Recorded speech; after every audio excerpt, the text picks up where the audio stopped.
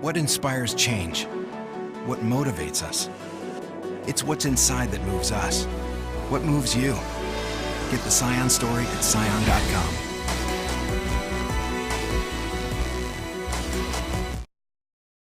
Northern Mariana's college officials attempted last week to deny the college would consider legal action against the U.S. Education Department. That if the agency revokes NMC eligibility for Pell and other student grants for its bachelor's education program over an accrediting rules violation.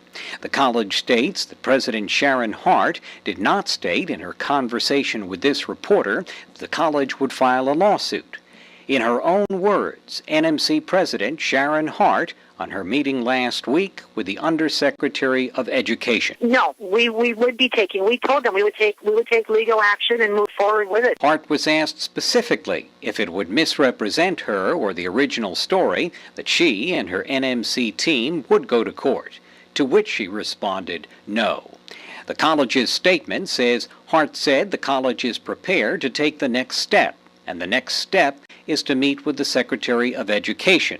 But what Hart actually said was that Undersecretary Martha Cantor would need to meet with the Secretary before deciding the fate of NMC federal grants. What Dr. Cantor said was that in reality, she's going to need to sit down with the legal counsel and go into the Secretary of Education and talk with the Secretary on all of this. Hart concluded Cantor needs to go to DOE's lawyers and the Secretary since they know a negative decision would be a major one for the NMI's-only college, and because... And the fact that they know we're going to fight it.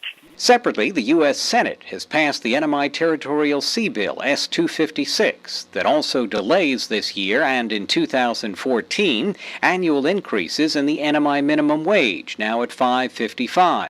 A House Territorial Sea Bill by Congressman Greg Khalili-Sablon, passed in May, contains no minimum wage delay, forcing the House to now either amend its own bill or take up and pass the Senate version. The House earlier passed delays, the latest for 2011. Sablon's office says it will work for the latter to avoid repeating the whole committee process. The House has passed territorial sea or NMI submerged lands 3 times, the Senate just once. Sablon struggled late last week to free S-256 from legislative holds by senators blocking a package of lands bills. It was finally approved under rules allowing swift passage of non-controversial bills by unanimous consent. Control of NMI territorial waters was the subject of local federal battles for years, including an NMI lawsuit to win more than the 3-mile limit that the NMI lost in the U.S. Ninth Circuit Court of Appeals after the Supreme Court decided not to intervene.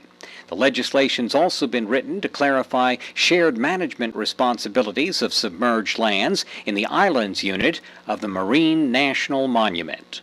On Capitol Hill, Matt Kay for PNC News.